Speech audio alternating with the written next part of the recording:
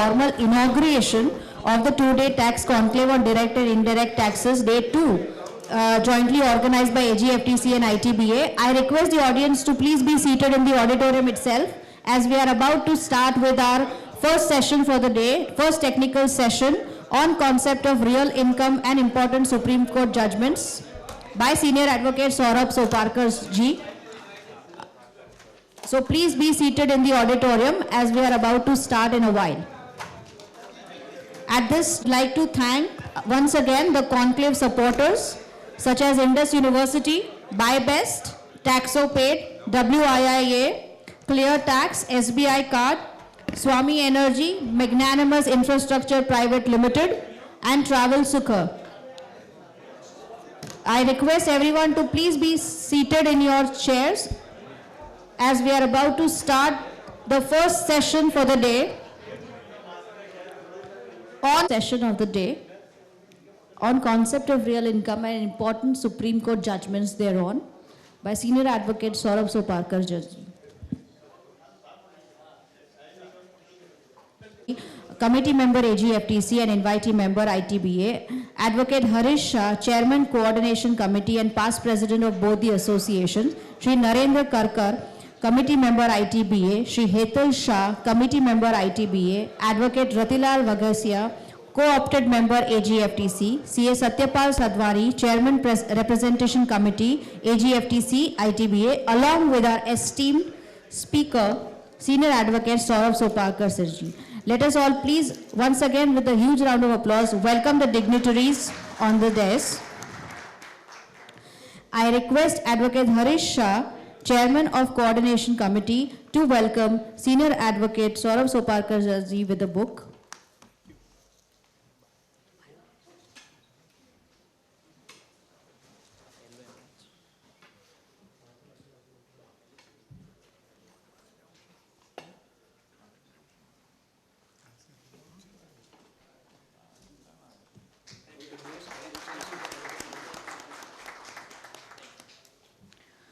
I also invite CA Satyapal Sadhwani, Chairman of Representation Committee, AGFTC and ITBA, to present a memento as a token of our gratitude to our eminent speaker.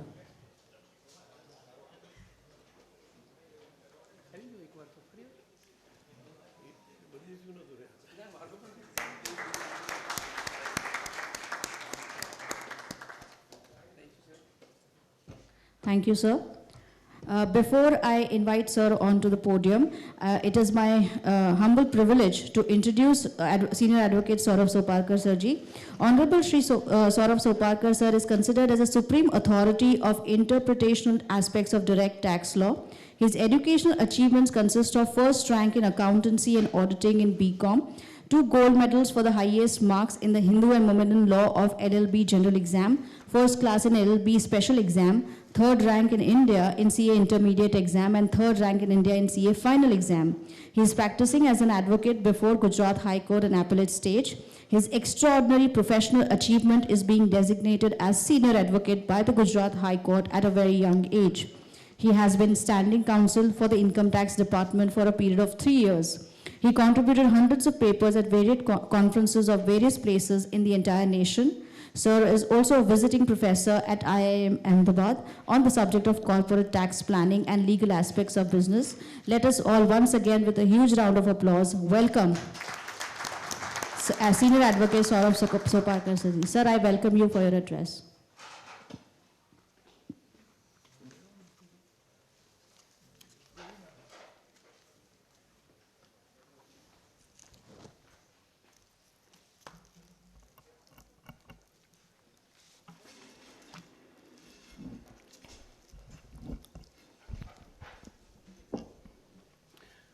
Mr. Chairman, sir, distinguished guests, friends, it's a pleasure to be here, pleasure to be in real world from virtual world. Last 1 year has been a year of completely different regime. I gave large number of seminars, but every one of them virtually without seeing anyone except myself on the computer. I was talking to myself while giving the lecture. After 1 year, I find all these people over here, and I'm very happy to be here with you. The topic allotted to me today is the concept of real income and landmark judgments of the Supreme Court. The concept of real income has always been troubling us, because at times we find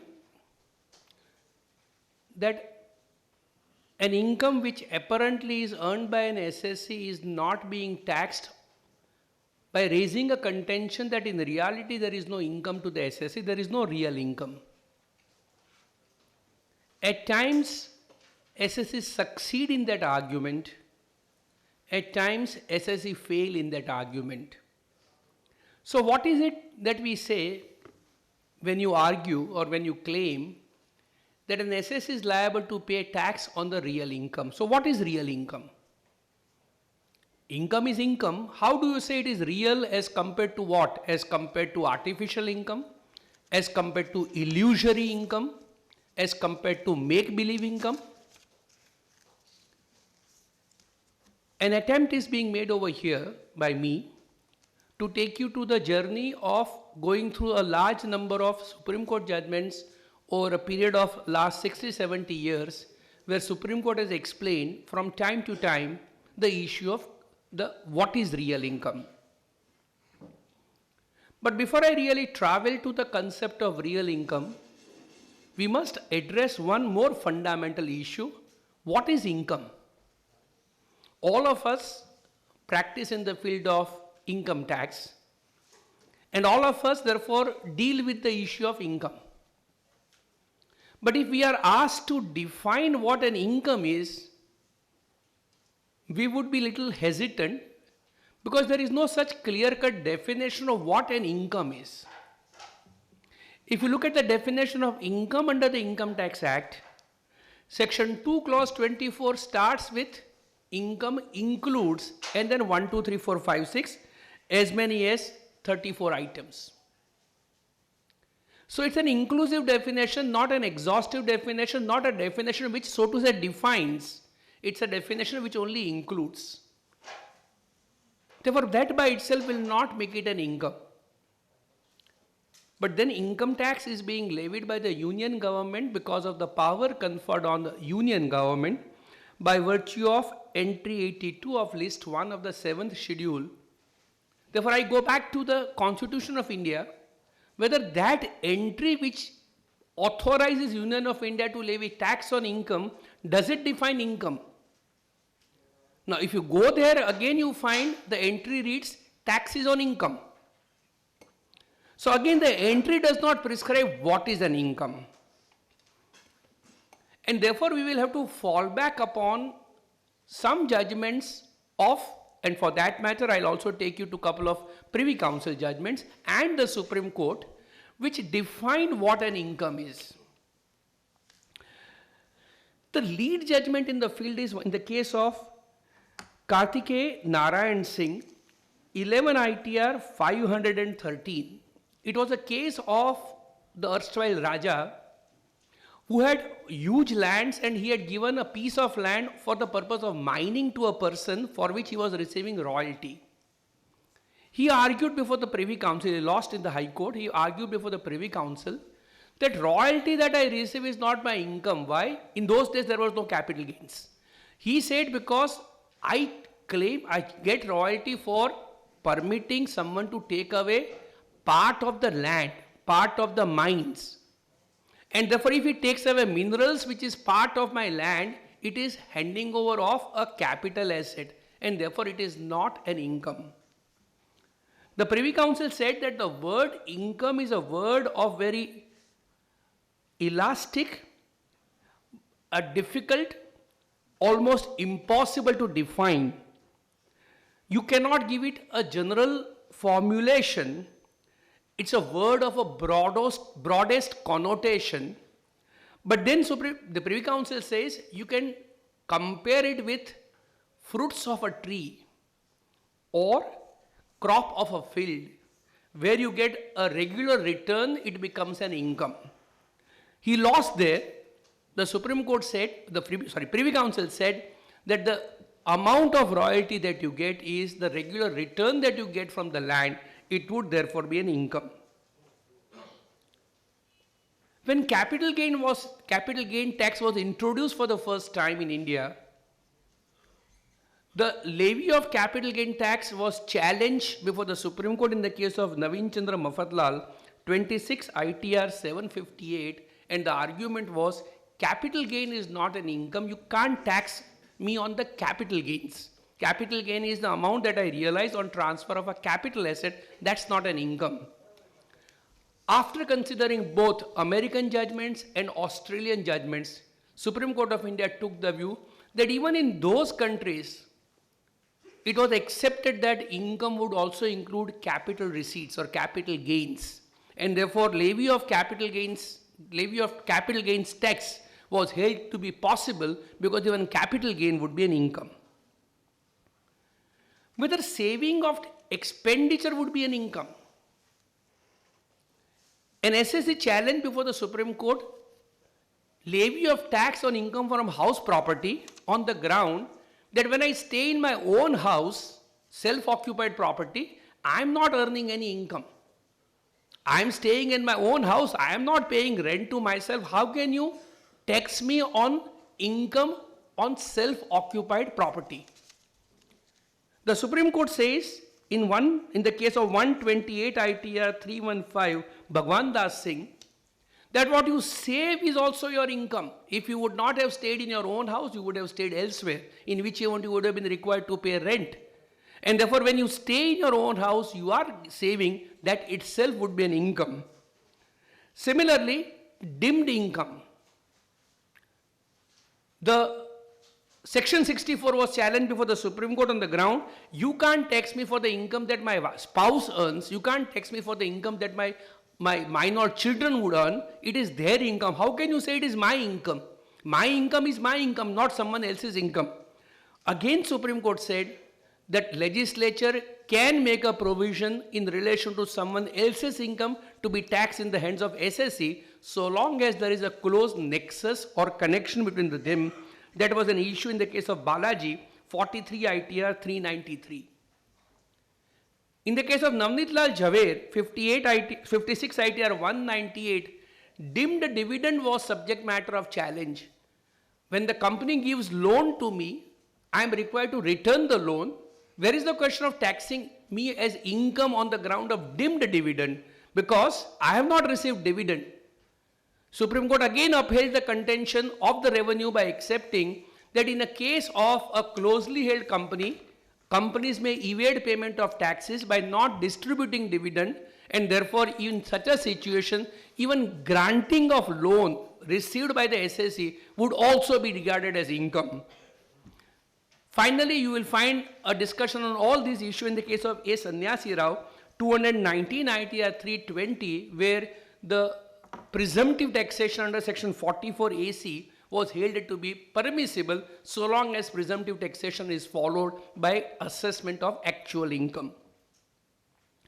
The summary of all this discussion is to show that the word income is of a widest connotation, and what ordinarily may not be regarded as income, like a loan, dimmed dividend, like someone else's income, section 64, like as is stated that clubbing of income or presumed income, even they would be regarded as income.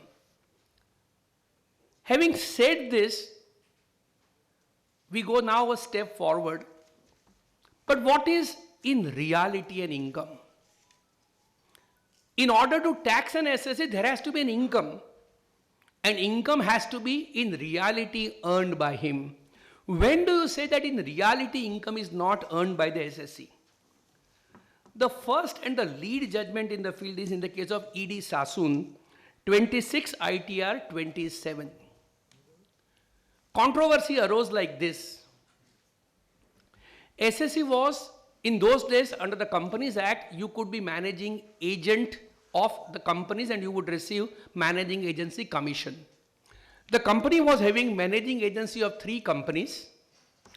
The agreement between the SSC and the companies was that the agency commission would be due and payable to the SSC at the end of the year. Obviously, it is on the basis of the work carried out throughout the year, but it will be payable at the end of the year. What happened was, in the year 1943, on 31st of December, that is, year was to be over on 31st of March, after working for 9 months, the SSC transferred the agency to a third party. It assigned the agency to third parties, it received consideration, matter rested there. The assignee received the commission at the end of the years for the whole period of 12 months. When the assessment of assignee was going on, assignee claimed, I have worked for the managing agency only for the last 3 months. So though I have received commission for 12 months, I should be taxed only for the last 3 months, because the commission for the first 9 months I have not earned, the SSC assignor has earned it. In his assessment, the tribunal upheld his contention. Matter was carried to High Court. High Court also upheld the contention, saying that the assignee must be liable to pay tax only in relation to last 3 months' income. Thereupon, assessment of E.D. Sassoon, assignor, was reopened, saying that if assignee has to pay tax for the income of last 3 months, the income of first 9 months is earned by you, and therefore you must pay tax. E.D. Sassoon lost up to High Court, obviously because High Court had already taken a view in the case of assignee that income has required to be split between Sassoon and the assignee. E.D. Sassoon carried the matter to Supreme Court. The Supreme Court, reversing the judgment of the High Court, laid down some very interesting principles. Supreme Court said agreement between the managing agents and the companies was that income would accrue to the SSC at the end of the year. If income was to accrue at the end of the year, on the day on which the SSC transferred the agency to the assignee, no income had accrued to the SSC. Income was to be computed as a percentage of profit. The profit of the companies would be determined at the end of the year. Assignees would be therefore entitled to commission for the whole year. And therefore it is only the assignee who is liable to pay tax. In reality, income for the first 9 months did not accrue to the SSC. Supreme Court acknowledges that accrual is not equivalent to receipt. The fact that SSC did not receive the money is not material. If income accrued to him, then he has to pay tax. But the question is, did the income accrue to him? And Supreme Court says, an income to accrue in the case of an SSC must necessarily be followed by, or must necessarily correspond with an obligation to pay by someone else. I have a right, provided somebody has an obligation. I have no right if someone has no obligation. SSC, when he transferred the agency, had no right to receive. SSC had no right to receive because the companies had no obligation to pay. Companies had an obligation to pay only at the end of the year. And if the companies had no obligation to pay, SSC had no right to receive, income does not accrue to the SSC. High Court had said, but SSC had rendered services for the first 9 months. So SSC must pay tax. Supreme Court says, rendering of services has nothing to do with right to receive income. True, SSC had rendered services, but at the time when the services were rendered, income did not accrue. Income accrued after the SSC relinquished or assigned the agency, and therefore it is only the assignee who is liable to pay tax and not the SSC. Moral of the story, if you give up source of income before income accrues to you, then no income accrues to you having given up the source. Therefore, E.D. Sasun lays down a principle that though you may have rendered services, if rendering of services is not coupled with accrual of income simultaneously, if accrual of income has to take place at a future date, the test is at the time when income accrued, who was entitled to the same. This judgment was then taken a step forward. I am going step by step.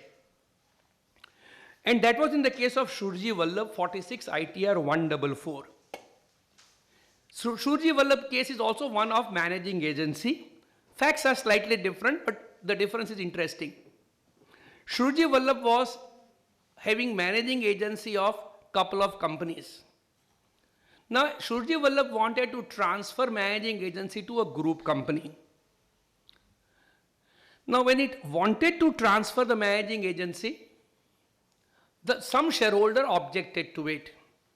Now the old terms of the agency commission were that SSC was to receive the agency commission at 10% of the freight. It was a case of a shipping company. So 10% of the freight. The agreement was renegotiated and it was agreed that SSC would receive not 10% of freight but 2.5% of freight as income. This negotiation etc. took place after December of the year 1947.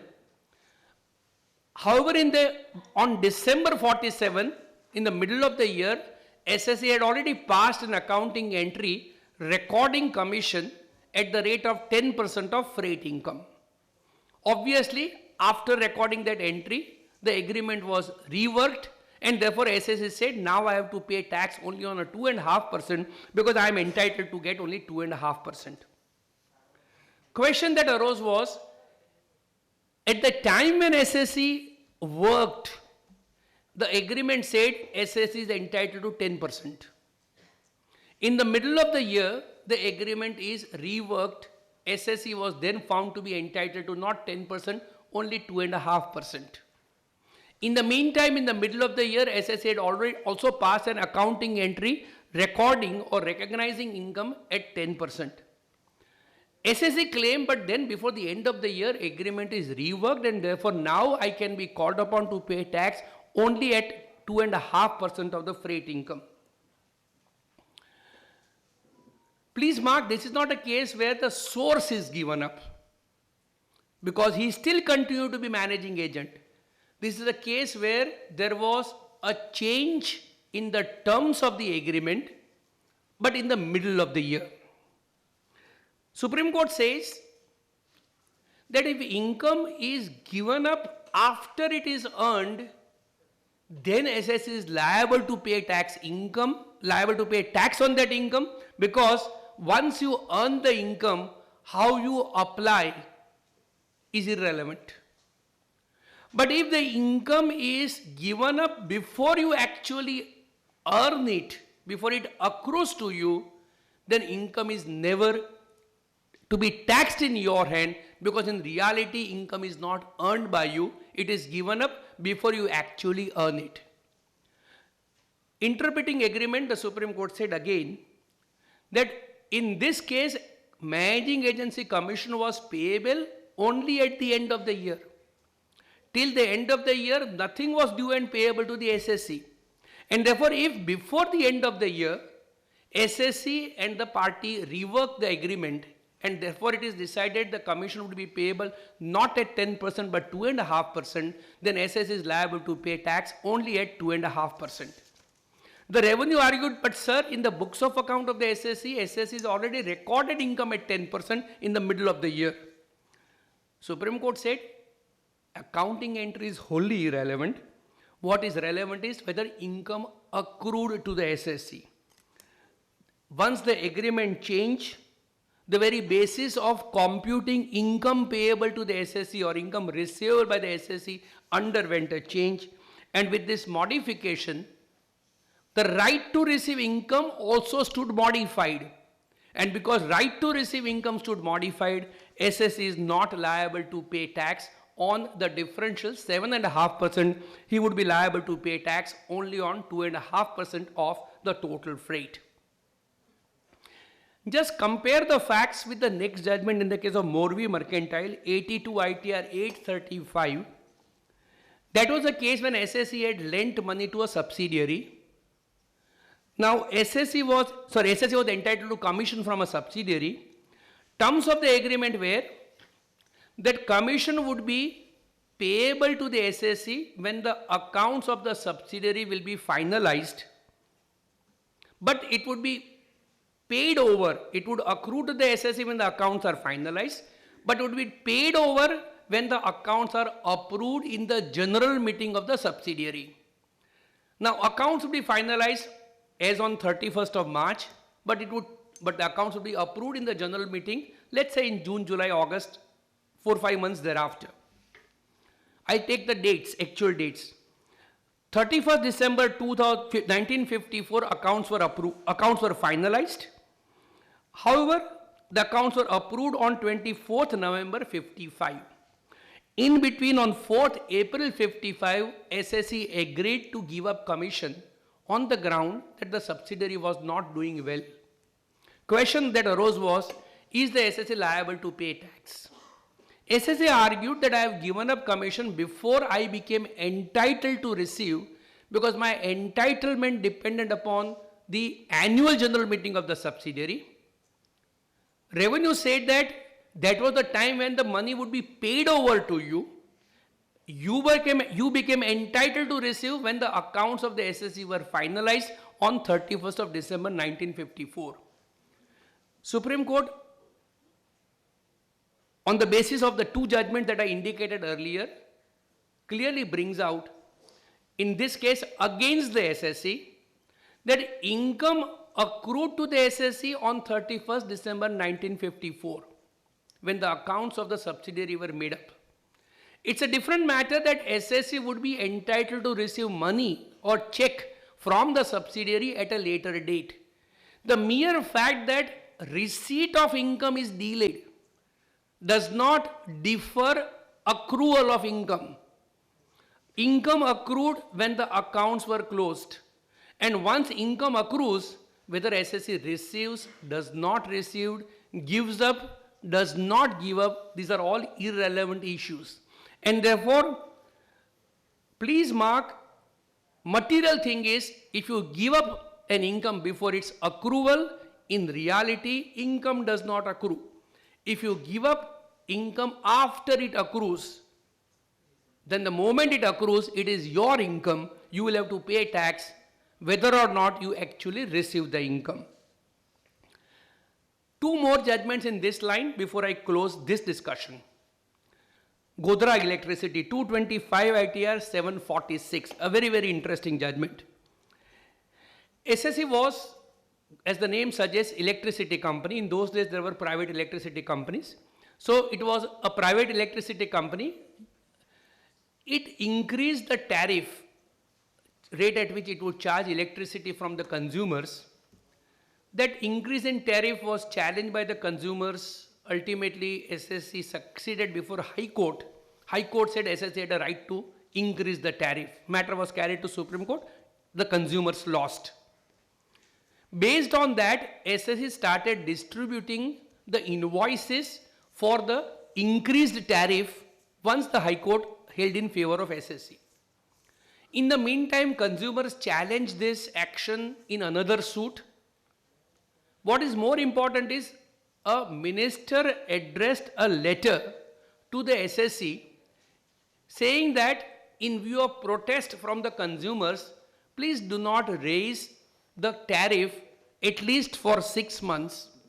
So there was a pressure from the minister. There was also another suit. Ultimately, SSE could not realize any amount, and eventually the SSE was nationalized in the year 1971, the issue being between 1969 to 72-73. Question was whether SSE is liable to pay tax on this differential tariff. Please see here, not only SSE in its books of account has credited this additional tariff because SSE had raised extra bills, but bills at the higher rate. SSC had succeeded in litigation, therefore SSC was entitled to receive. High Court of Gujarat took the view against the SSC by saying that in view of the fact that litigation was in favor of SSC and SSC had raised invoices, the income has accrued to the SSC. The fact that SSC could not realize the money because of political pressure or otherwise is irrelevant. The Supreme Court reverses the judgment. Supreme Court says reality shows that SSC has not been able to realize the enhanced tariff. It is true, Supreme Court says, letter of the minister is not binding. But then, and please mark this interesting phrase Supreme Court has raised.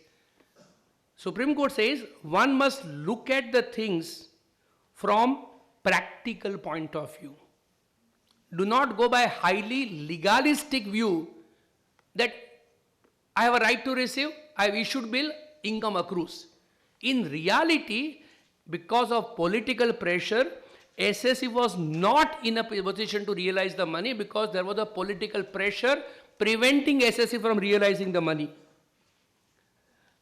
Supreme Court says SSC was in business and it could not have ignored such a direction of the government not to raise the tariff. And then Supreme Court gives an interesting twist to the concept of real income. So far I was saying real income. Supreme Court now uses the phrase real accrual of income. Not income, not accrual of real income. It says real accrual of income. So when does real accrual of income take place? Supreme Court says probability or improbability of realization has to be seen in a realistic manner. So if talking realistically, it appears that income would never be received by the SSC. Then, though SSC may have all legal right, the income does not accrue to the SSC. Therefore, reversing judgment of Gujarat High Court, Supreme Court took a view in such a situation when on account of political reasons, on account of the litigation, on account of subsequent events that is found, SSC has not been able to recover the money. In reality, income never accrued to the SSC. One more judgment before I close to the general principle, then I'll go to some specific issues. Excel Industries, 358 ITR 295. SSC was in the business of exports, and when it would export, it also would receive import licenses or DEPB, as a result of which SSC can import goods without paying the customs duty. Let us hypothetically take a view, SSC exported goods worth rupees 100 crore.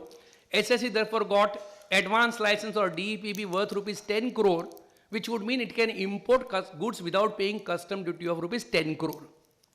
Exports has taken place in year 1.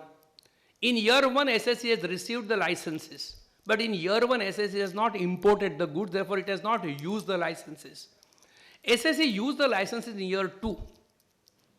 SSC said that benefit of license is available to me in year 2, therefore I will pay tax on this rupees 10 crore in year 2 because it's an income which is accrued to me next year.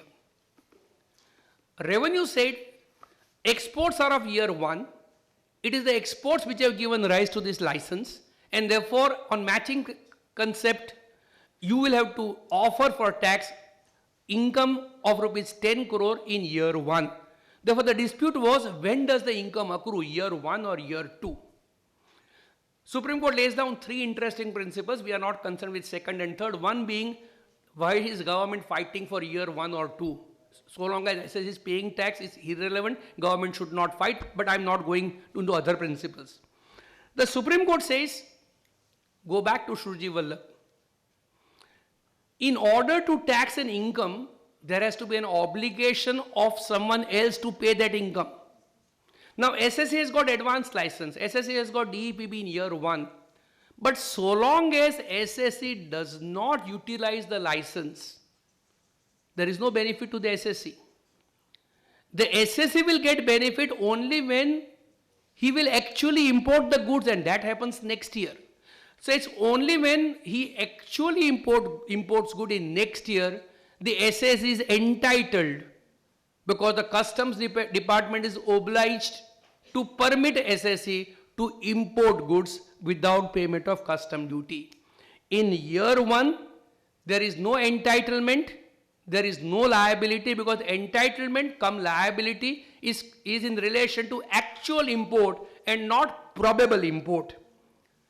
Court says hypothetical income which may or may not ultimately be earned cannot be taxed.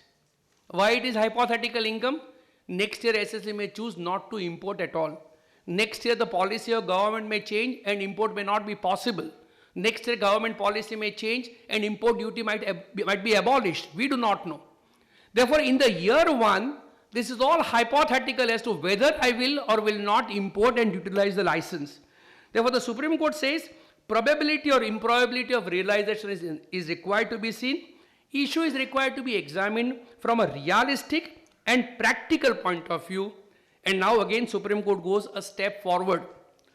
Assessing officer is required to be pragmatic and not pedantic in his approach. Pragmatic means open-minded with a business sense. Pedantic means someone who is just having no greater vision, an ordinary man. He is not required to act as a pedantic man. He is required to act as a pragmatic person to examine the whole situation. There were one set of judgments. These set of judgments very clearly bring out what is real income, when is it that SSE can avoid liability to pay tax which is on income which is not earned by him by claiming that this is not in reality my income. Having said this, let us see a couple of situations where the concept of real income failed and why did it fail.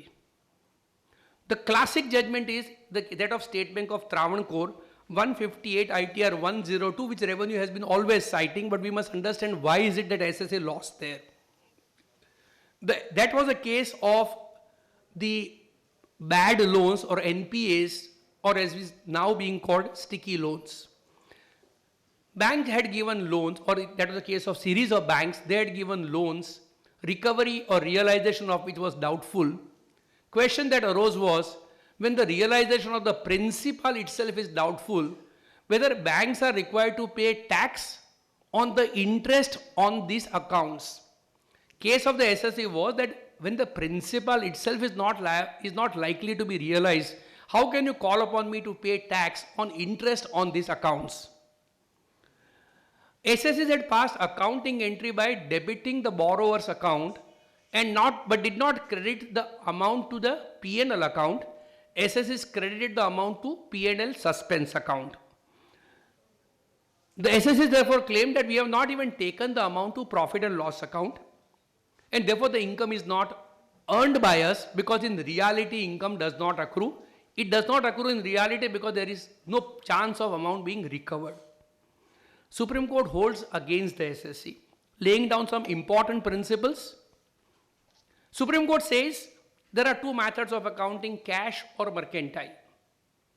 Now in case of mercantile method of accounting, once income accrues to the SSE, then SSE is liable to pay tax, and an income which accrues to the SSE cannot be diminished, cannot be reduced by the notion of real income. So real income will not reduce or eliminate the accrued income. How does Supreme Court examine the earlier judgments? Supreme Court says all earlier judgments are judgments where in reality income never accrued to the SSE. Whether income accrues or not will be examined on practical aspect, on the basis of reality of the situation, taking into consideration overall facts. So that is question number 1. Whether on the basis of all factors taken together income accrues or does not accrue. There you might take a view that in reality income does not accrue. But once you cross that stage and once you find that income accrues, then at the second stage you cannot say that because recovery is doubtful, Again, accrued income is not income which I have earned in reality. In other words, for the purpose of adjudicating accrual of income, apply all principles. But once a real income accrues, then you will have to pay tax, notwithstanding the fact that income is not actually realized by you. For accrual, see reality, but for taxation, then you don't need to see reality. Supreme Court says, concept of real income cannot be used to defeat the provisions of law. If in law income accrues to you, or if in law accrued income must be subjected to tax, you can't say that, sir, I am very sorry, I did not realize the money and therefore I will not be required to pay tax. This judgment is utilized by the department quite often against the SSC, but please mark, the Supreme Court is not saying the concept of real income is not present. Supreme Court is saying concept of real income is still very much in existence, but not at the stage number 2 after accrual. It is applicable at stage number 1 on the question of whether or not accrual took place. It's here that we have to be very sure as to whether income would or would not have to be taxed. Whether accounting entry would have any adjudicatory issue over here, whether presence or absence of accounting entry would have a bearing on accrual of income. Three interesting judgments of the Supreme Court.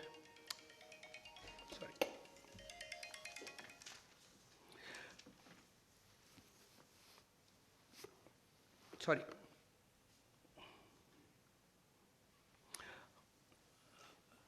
The first is the judgment of Supreme Court in the case of UP State Industries Development Corporation 225 ITR 703.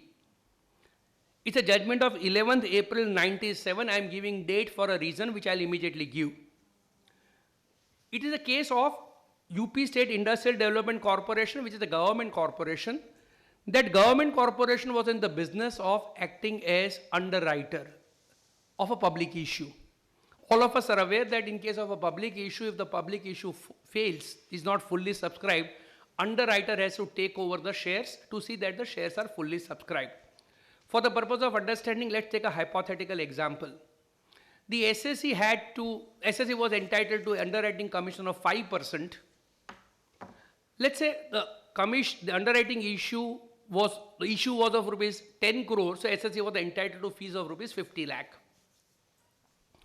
Now, let us assume that an issue was undersubscribed by rupees 1 crore. So, SSC was required to subscribe to the shares of rupees 1 crore. Now, the agreement also stated that SSC is also entitled to underwriting commission on the shares that it would subscribe. So, SSC effectively had to pay rupees 95 lakh because 5% was the underwriting commission.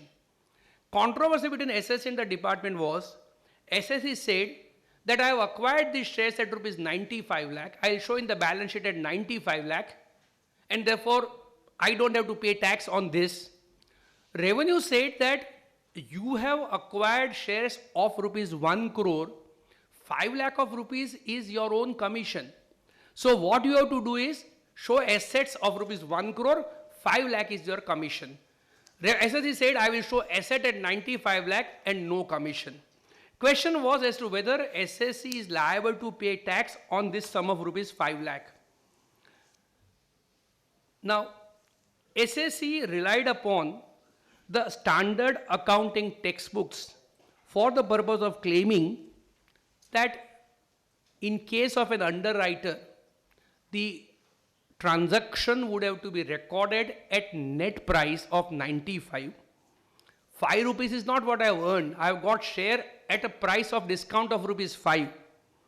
So it's not as if I paid 100 and got back 5. In fact, in reality, I paid only rupees 95. Supreme Court upholds the contention of the SSC by saying what SSC was doing was in accordance with standard accounting practice. For the purpose of accounting profits, ordinary principle of accounting would be required to be examined.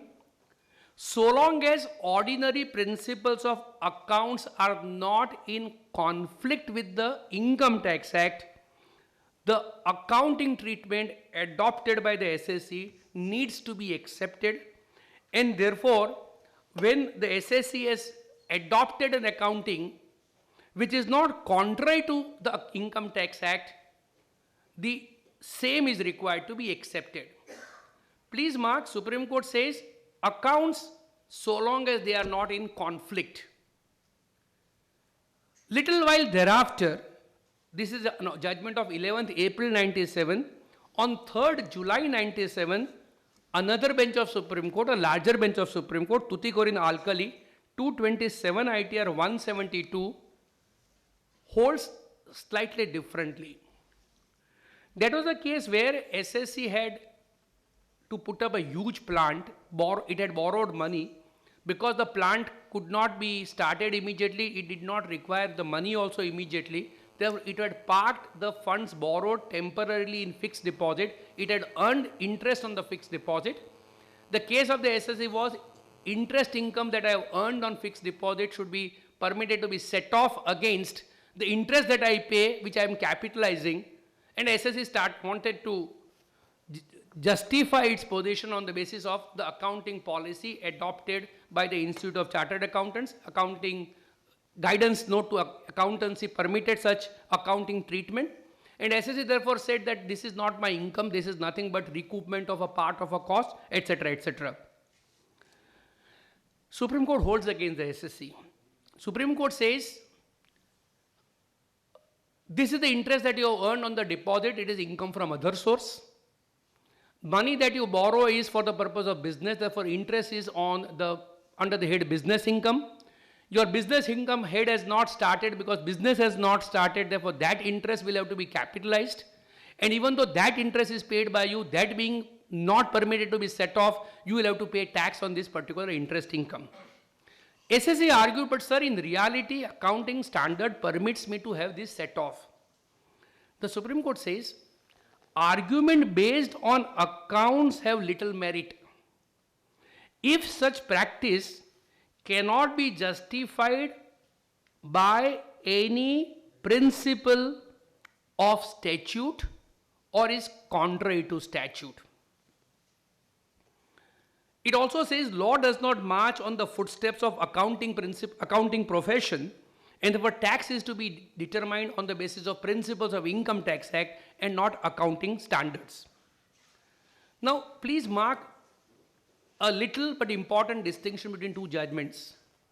In UP State, Supreme Court says, so long as accounts are not in conflict with the Income Tax Act, accounts can be examined, accounts can be relied upon. In Tuticorin, Supreme Court says, in order to rely upon accounts, you must find support from Income Tax Act. In other words, if Income Tax Act does not support it, accounting treatment is completely irrelevant. Therefore, Tuticorin goes to show, look at Income Tax Act only. Don't look at accounting principle. If whatever Income Tax Act requires you to do it, you will have to do it. Supreme Court said in reality there is an interest income. In reality there is no right to set off interest income against interest expenditure. You will have to pay tax. Now this conflict was noted by a later judgment of Supreme Court in the case of virtual software system, a recent one, 404 ITR 409. That was a case where a leasing company, again interesting facts. Let's take hypothetically a situation, SSC leases out an asset worth rupees, let's say 10 lakh. And SSC says, I will have lease period of 5 years and every year you pay me lease rental of rupees 4 lakh. At the end of 5 years, asset is yours. So SSC will receive rupees 20 lakh over a period of 5 years for an asset of 10 lakh. Now, obviously, lease rental that SSC receives of rupees 20 lakh, part of it is toward the cost of the asset. So SSC would open a lease equalization fund and appropriate part toward the cost of the asset. This is in accordance with the accounting standard prescribed by the Institute of Chartered Accountants. The revenue said that, look, lease income is an income. If lease income is an income, whether your accounts permit or not is irrelevant. The Supreme Court said, Institute of Chartered Accountants of India is a recognized body for the purpose of preparing accounts under section 211 3C of the Companies Act. What SSC does is realizing or recognizing real income. SSC has recovered rupees 20 lakh over a period of 5 years. Part of it is principal recovery, part of it is interest recovery. Therefore, if SSC bifurcates the lease rental into two parts, takes one part towards lease equalization fund, recovery of principal, other to P&L account, recovery of interest, that accounting treatment is a permissible accounting method. Supreme Court also notes, yes, Tuticorin said it has to be supported by accounts, supported by law.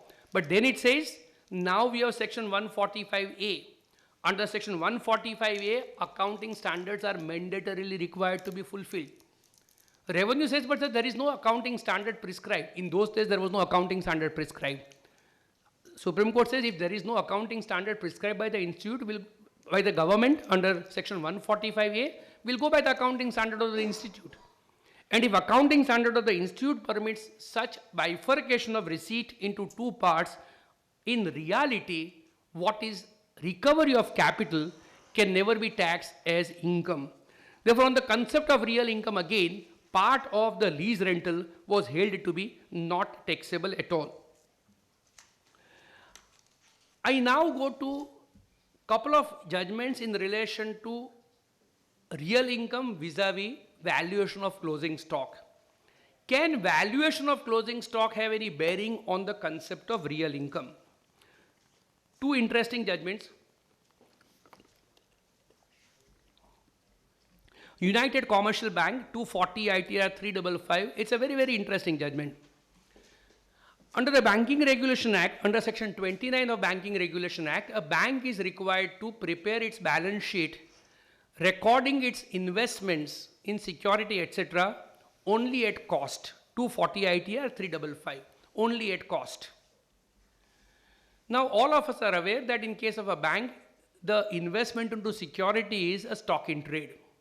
And stock in trade, Chainrup Sampat 24 ITR, you have to value at cost or market value, whichever is lower. However, bank was prohibited from valuing the stock at below the cost, though market value was lower, because Banking Regulation Act did not permit it to prepare balance sheet taking cost or market value, whichever is lower. Therefore, what the SSC did was this. Let us take hypothetically again an example. It has security worth rupees 100 crore on the balance sheet date, but market value of the security is rupees 95 crore. So there is a loss of rupees 5 crore. So what the bank would do would this. Let's say its profit is rupees 20 crore.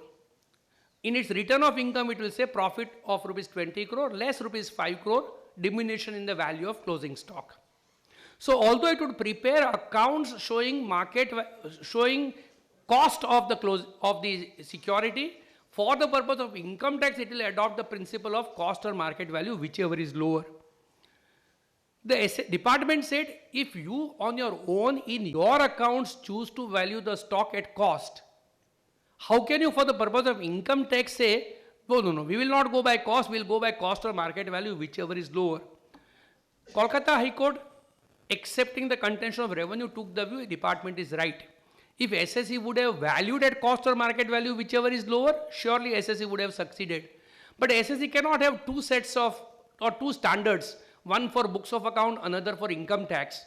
And therefore, we will not permit the SSC to claim this loss of rupees 5 crore. Matter was carried to Supreme Court. Supreme Court said, valuation of closing stock at cost or market value, whichever is lower, is a standard principle. Nobody can dispute it. Now, merely because SSC was required to value closing stock at cost, because the Banking Regulation Act so mandates it, does not mean that in reality, the loss of rupees 5 crore because of diminution in the value of closing stock is not suffered by the SSC. In reality, SSC has suffered a loss because market value has fallen. Department said, but sir, SSC in this manner is challenging his own books of account because the books of accounts are, he is valuing stock at rupees 100 crore. Supreme Court says that if the books of account do not show correct income, SSC would have a right when it files return of income to make necessary adjustments. Because what is required to be offered for tax is real income. And if in reality income did not accrue to the SSC, then SSC cannot be called upon to file return of income on the basis of showing income which in fact is not earned by him. If accounts are prepared in order to comply with the requirements of Banking Regulation Act, it will not debar, prohibit the SSC from claiming that its real income is lower. Supreme Court says, yes, the concept of real income cannot be applied in every case, but this is a case where in reality, income does not accrue to the SSC and therefore SSC must not be called upon to pay tax on this particular income. Having gone there, let me now go to the next concept of real income and diversion of income at source. Many times we have this concept of diversion of income at source. When does that apply? The lead judgment of diversion of income at source is 1 ITR 135 Privy Council. I'll come to that in a moment. The whole issue came up for consideration before the Supreme Court in the case of one Sital Das Tirath Das 41 ITR 367. The facts were like this. SSC had dispute with his wife and children. He separated from them and he agreed to pay the alimony to his wife and children in the sum of rupees 18,000 per annum. That was by virtue of a court order.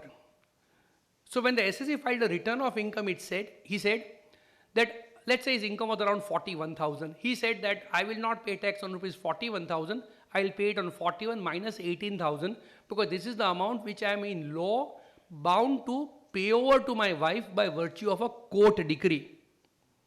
For that purpose, he relied upon the judgment of Privy Council in the case of Bijoy Singh Dudhania, 1 ITR 135, where the Privy Council had apparently accepted that contention.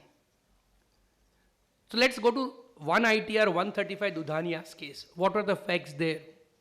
That was the case where erstwhile Raja had to pay a sum of money to his stepmother, and the amount payable to the stepmother was permitted to be claimed as excluded from his income on the principle of real income as income diverted at the source itself. In case of 1 ITR, SSC succeeded. However, in case of 41 ITR, SSC lost. What was the difference? And that's very important.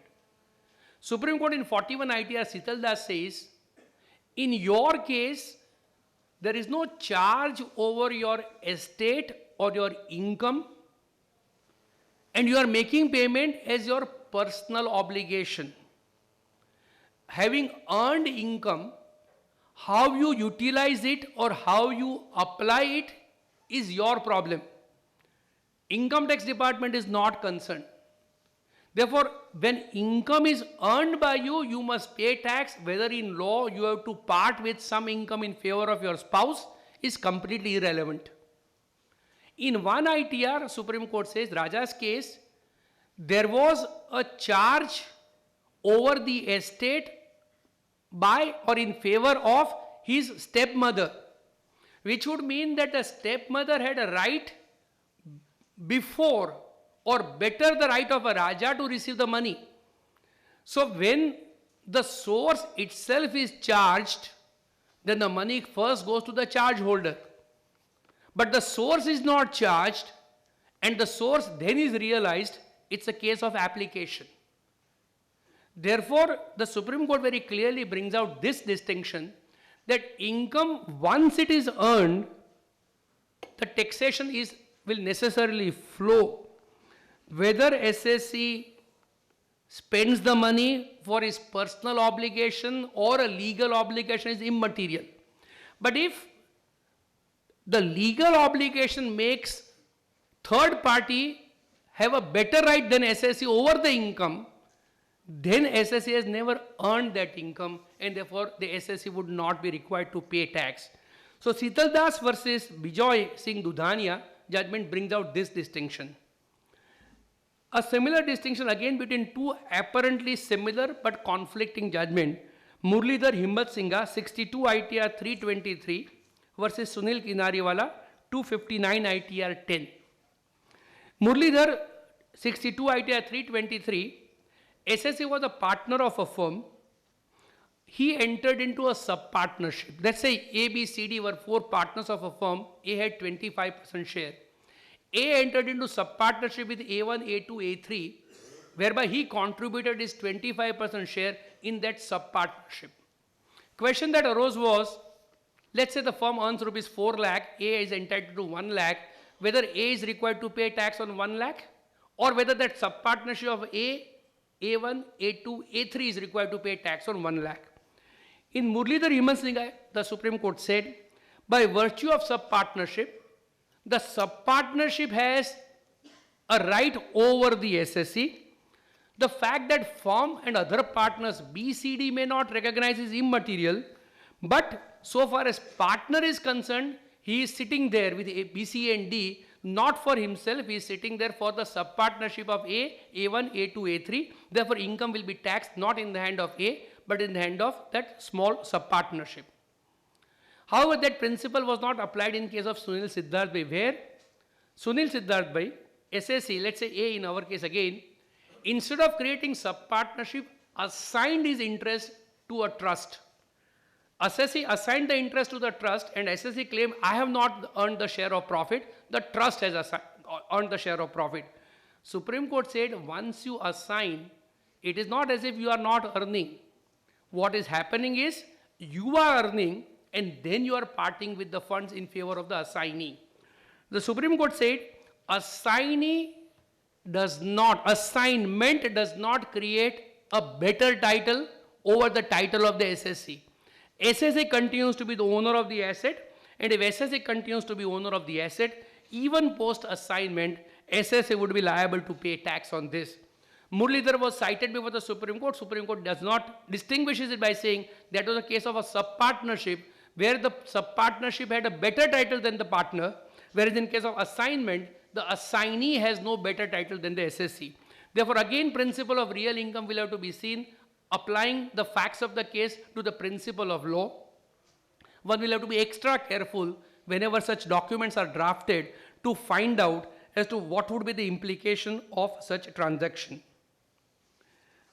Principle of real income in a given case can be very interesting. T. Jayachandran, a recent judgment of Supreme Court 406 ITR page 1, brings out an interesting situation. SSC was broker with Indian banks and SSC had agreed that it will ensure that it will pay interest on deposits it will place at 12.5%. Now, in those days also, interest at 12.5% was not receivable. So what SSC did was, SSC entered into an arrangement with the person who had received deposit, public sector undertakings, whereby public sector undertakings would buy and permit SSC to buy and sell shares from the market, and SSC would make significant sum of money, profit, and that profit would be paid over by the SSC or by the broker directly to the banks.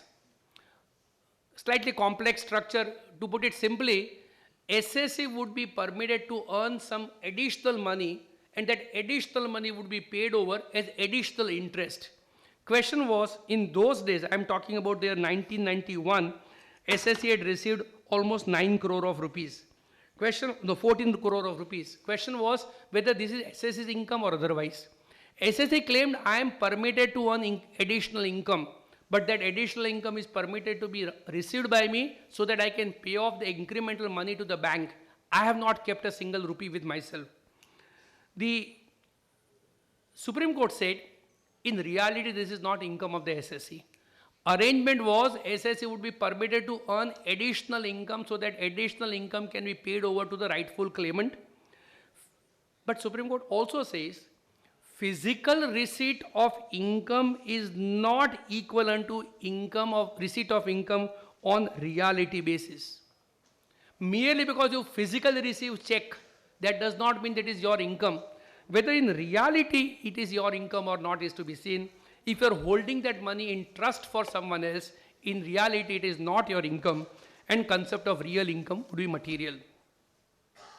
Finally, last judgment of the Supreme Court, again a recent one, and it's important because so far we have seen all judgments of real income on the principle of, by and large, business income. For the first time, I find Supreme Court making an inroad in the other head as well.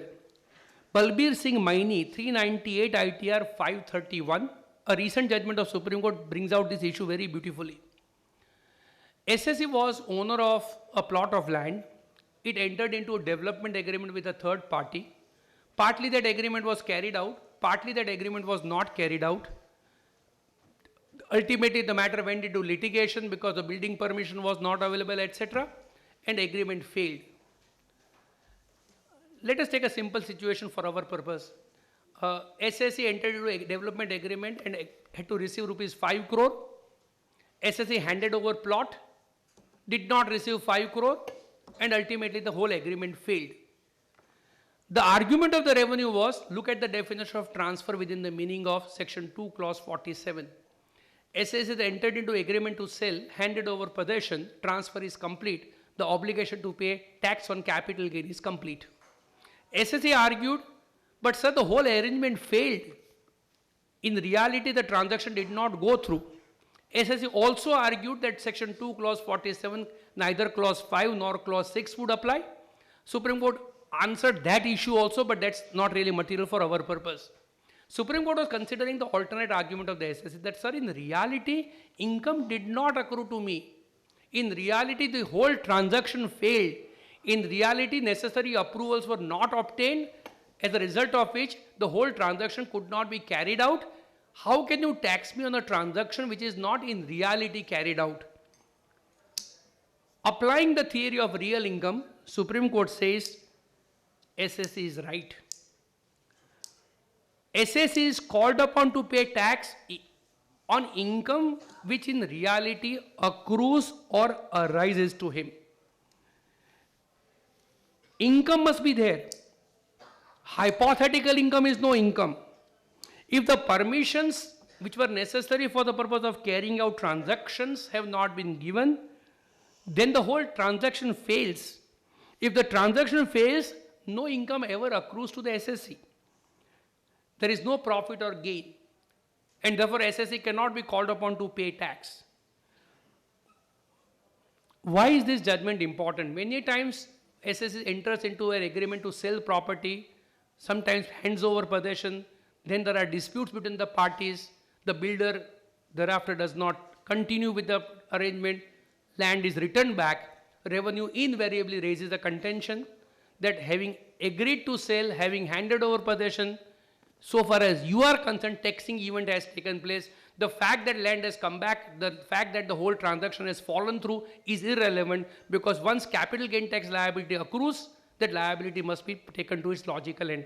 This judgment of Supreme Court makes it clear that is not what the law is. In law, you must see as to whether in reality the transaction is actually carried out or not. Why is it important? As to whether transaction is carried out or not may not be decided in that year. That will be decided in a year or 2 years or 3 years thereafter. And yet, Supreme Court looks back and says that subsequent events make it clear that in reality the transaction never took place, and if in reality transaction never took place, then in reality income never accrued or arose to the SSE. With this, I complete my talk on the concept of real income and the recent, the landmark judgments of the Supreme Court. As I said in the beginning, it has been a year after I came in public and from virtual to physical platform. It has been a pleasure. Thank you very much for listening to me very patiently. Thank you. Thank you very much indeed, sir. The House is open for questions. If you have any, please feel free to ask. Yes, sir. An assessee generating an income without incurring any expenditure, will it be taxable income? Or to generate the income, there must be Your question is whether incurring of expenditure is condition precedent for earning income? Sorry sir, an assessee generating income without incurring any expenditure, will it be taxable? Or to tax the income, there must be an expenditure. If I give you gift of rupees 1 lakh, would you be paying tax? 56. Have you incurred expenditure? Incurring of expenditure is completely irrelevant for the purpose of earning income. If you incur expenditure, ordinarily it will be permitted to be set off. I am saying ordinarily because there could be again rules whereby it may not be permitted to be set off. But ordinarily it will be permitted to be set off. But the fact that you have incurred no expenditure has nothing to do with earning of income or accrual of income. They are completely independent. For the purpose of taxing the income, what is the quantum of income? Maybe expenditure that you incur is material. But not for the purpose of determining as to whether or not income is accruing or not. It will accrue whether you incur expenditure or not. Himachal? Any other question? Do we have any other question? Yeah. One more question. The XYZ company finalizes its books of accounts on 31st March 2019 and provides MD's remuneration of rupees 5 lakh. Company has not deducted TDS on salary provision under section 192 of the Income Tax Act. The TDS then deducted by the company when annual general meeting of the company is finalized on 30th June 2020. That is after the 6 months from the date of finalization of books of accounts. AO issued notice to SSC for not deducting tax in time. That is on 31st March 19. SSC replied that expense is crystallized when this remuneration is approved by AGM. Whether there is any default of company or TDS for company, whether the accrual of income when in the hands of the MD, what is the accrual of expenses in the hands of the company. This would depend upon the nature of agreement between the MD and the company. Let's say the agreement says that you are to be paid fixed salary on a month-to-month basis. The income would accrue on a month-to-month basis. If it is fixed salary plus percentage of the profit or percentage of turnover as a commission, then so long as the figure of turnover and commission etc. is not approved in the general meeting, it will not be final. So if the salary is payable to you on a fixed basis, it would accrue to you on 31st of March. But ordinarily the salary is being paid as a percentage of profit. In that event, it will not accrue till the same is approved in the general meeting of the company. Having said this, so far as the managing director is concerned, again it will be mirror image. If he has received it on a month-to-month basis, he will have to pay tax. If the amount becomes payable to him, like Shital Das, Thirat Das or Murlidhar, only when the accounts are approved, he will have to pay tax only after the accounts are approved, not prior thereto. What about TDS? TDS would be only if the amount is payable to the SSC. If there is no obligation, the question of TDS will not arise. All right, thank you, sir. Thank you very much indeed for your scholarly insights through multiple hypothetical situations and examples that you used for the ease of understanding on the concept of real income and important Supreme Court judgments. Thank you very much indeed. Let us have a huge round of applause once again for Senior Advocate Saurabh Soparkar ji. On this occasion, we would like to felicitate the committee members once again for the hard work and dedication at the hands of our eminent speaker, Senior Advocate Saurabh Soparkar sir ji. I would request you to do the honors as I call out their names. CA Satyapal Sadhwani sir ji will be felicitated first at the hands of Senior Advocate Saurabh Soparkar ji with a memento. Followed by Advocate Harish Shah.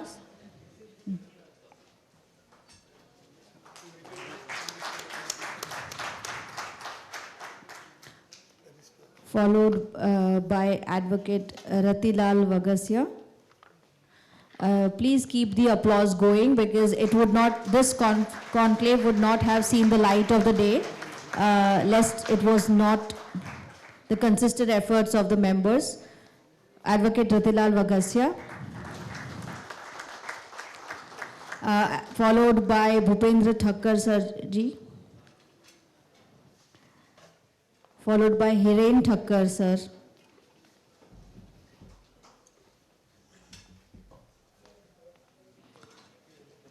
Let's have the applause going.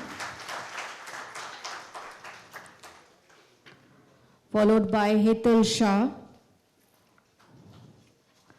Shri Hetal Shah.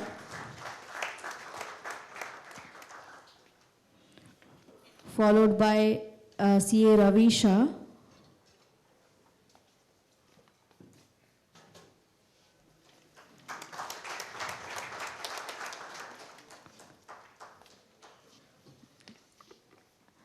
And finally, Shri Narendra Karkar. And finally, Shri Narendra Karkar ji.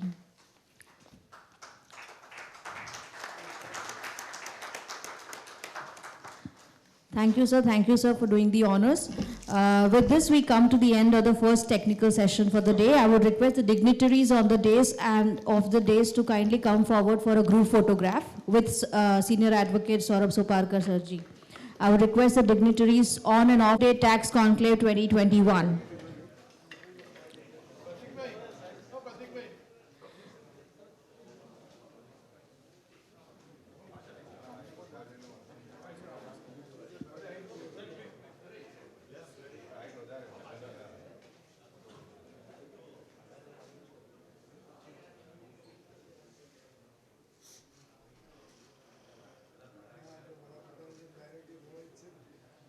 Thank you.